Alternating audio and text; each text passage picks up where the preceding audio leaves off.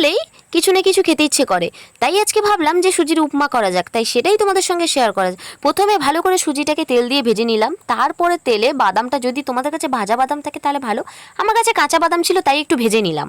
পরে একটা কড়াইতে আবার তেল দিয়ে তাতে শুকনো লঙ্কা এবং কালো জিরে, একটু ফোড়ন, একটু জিরে আমি এইসব দিয়েছি, তোমরাও দিতে পারো। সঙ্গে একটু দিয়েছি পেঁয়াজ কুচি, কিছুক্ষণ পর একটু হলুদ দেবো, তারপরে দেবো লবণ, দিয়ে একটু ভালো করে মিক্সড করে নেব। তারপরে কেটে নেওয়া আলু এবং গাজর দুটোই দিয়ে দেবো কড়াইতে। তারপরে সেটাকে ভালো করে মিক্সড করে আমি লাস্টে কিন্তু একটু ম্যাগি মশলা অ্যাড করেছিলাম, তোমরাও পারলে করতে পারো। তারপরে দিয়ে দেবো ভেজে রাখা সুজি।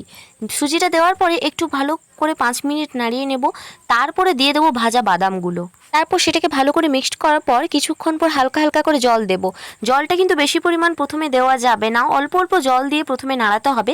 তারপরে পরিমাণ মতো জল দিয়ে সেটাকে ভালো করে ঢাকা দিয়ে একটুক্ষণ রেখে দিতে হবে।